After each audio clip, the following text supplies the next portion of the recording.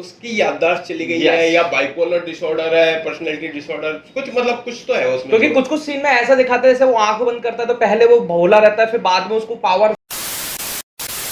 लोकेश कनगराज का एक cinematic universe बना रहे हैं जिसमें पहला पार्ट आया था कैथी, उसके बाद दूसरा पार्ट आया था विक्रम, और अब तीसरा पार्ट फाइनली आ गया, हमारा नाम है लियो। और ये थलपति विजय के साथ आ रहा है, तो भाई इसकी बहुत ज्यादा ऐसी हो रही थी कब आने वाला, इसका ट्रेलर कब आने वाला है, और इसका ट्रेलर आ गया है जिसको आज हम पूरा ब्रेक डाउन करने वाले हैं। सबसे पहले तो बता दें कि इसमें जो ये लोकेश कनगराज जी इन्होंने इंटरव्यू में गुमराह करने की कोशिश की थी।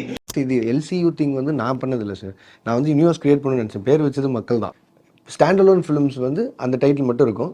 இந்த யூனிவர்ஸ்குள்ள ஜாயின் ஆக போகுது அப்படின்னா மட்டும் கீழே எல்சியூன்னு இருக்கும். அந்த लेकिन भाई आप सबको पता है कि जो ग्लिम्स आया था लियो का, उससे समझ में आ गया था कि ये मूवी उसका ही पार्ट होने वाली है एलसीयू का। क्योंकि सबसे पहले तो जैसे ही वो ग्लिम्स स्टार्ट होता है ईगल निकल के जाता है, जो अपने विक्रम में जो विक्रम है अपने कमल हासन जी, जिनका ईगल मेन वो मतलब एक रिलेट किया गया था। और दूसरा एक कैथी, जैसे कैथी मूवी में वो जेल में था, उससे पहले वो बोलता था कि मैं एक फैक्ट्री में काम करता था, बेकरी में काम करता था, तो उसके लिंक बनता है। उसमें भी ऐसा लगता है कि हाँ कि लियो की भी एक चॉकलेट वो है बेकरी, तो शायद उससे कुछ रिलेशन है। और तीसरा उसमें जो सारे बीन्स, कॉफी बीन्स दिखाए हैं, उनपे बिच्छू का जो साइन दिखाया है वो अपने रोलेक्स का जो ड्रग वो होती है पूरा कार्टेल, उसका साइन ही बिच्छू का होता है। रोलेक्स की गर्दन पे आपने टैटू भी देखा होगा। हाँ, तो इससे मतलब ये है कि सबसे जो लोकेश है ना अपनी यूनिवर्स में एक जानवर जो एनिमल का भी बहुत अच्छे से यूज करते हैं, और सब सारे कैरेक्टर्स को एक एनिमल से लिंक कर रहे हैं। तो अब ब्रेक डाउन स्टार्ट करते हैं हम पूरे ट्रेलर का। सबसे पहले इसमें दिखाया है कि एक चॉकलेट फैक्ट्री का ओनर है अपना पार्थी, जो अपने थलपति विजय है, जो एक फैमिली मैन है, उनकी वाइफ है, उनकी बच्ची है, उसके साथ रह रहे हैं सिंपल। लेकिन एंटनी दास और हैरोल्ड दास उसको ढूंढते हुए आते हैं हमारे थलपति विजय को, और उनको बोलते हैं कि आप ही हमारे भाई हो। हाँ, छोटे भाई जो लियो दास होते हैं उनसे रिजेंबल करता है पार्थी का चेहरा। अब इसमें क्या है, यहाँ स्टोरी एक बहुत अच्छी घुमाई हुई है और ट्रेलर को इतना अच्छे से काटा है कि मतलब वो या तो एक डुप्लीकेट या तो कोई दूसरा ही बंदा है,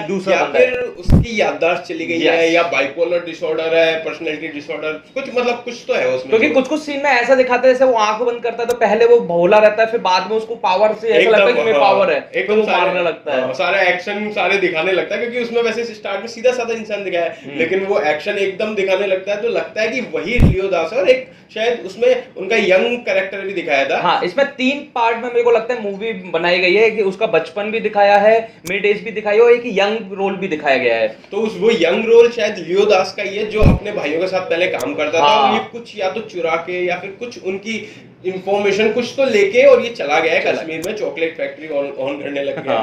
तो जो इतना झोल है ना भाई, उसको तो वो 19 अक्टूबर को ही हमारा क्लियर हो सकता है कॉन्सेप्ट, क्योंकि ये मूवी रिलीज हो रही है 19 अक्टूबर को और सारी लैंग्वेजेस में। और सबसे इंपॉर्टेंट बात ये है कि लड़ाई बहुत तगड़ी होने वाली है। 19 और 20 अक्टूबर को जितनी मूवी आ रही है ना, कन्नड़ा सिनेमा से गोश्त आ रही है, तमिल से ये आई रही है, तेलुगु से आ रही है टाइगर नागेश्वर राव, रवि तेजा जी की, और बॉलीवुड से एक और आ रही है गणपत, जो हमारे जो पीछे रह जाएंगे। हाँ, टाइगर श्रॉफ। अब लग तो ऐसा रहा है गणपत पीछे रह जाएगी, लेकिन क्या पता, कुछ नहीं कह सकते, क्योंकि उसमें सबसे मेन अमिताभ बच्चन जी हैं, तो उसके लिए लोग आएंगे। और ये बहुत अच्छी टक्कर है जो 19-20 अक्टूबर को भिड़ने वाली है। और ये मूवी का बजट वैसे 250 से 300 करोड़ बताया जा रहा है, लेकिन पहले ऐसा भी कुछ सुनाई दे रहा था कि अब जो थलपति विजय है उन्होंने मना किया था कि इस मूवी को पैन इंडिया नहीं जाने दो, और मैं केवल तमिल ऑडियंस को अपनी सेटिस्फाई करूंगा। लेकिन जो आफ्टर इसके जो डायरेक्टर और जो मेकर्स हैं उनसे कन्विंस करके बाद वो फाइनली अगस्त में मान गए थे कि ठीक है आप कर लो यार जो करना है। तो फिर बेसिकली अच्छा ही हुआ, क्योंकि हमको भी थलपति विजय की एक मूवी पूरे इतने बड़े लेवल पे देखने को मिलेगी। बहुत सही है।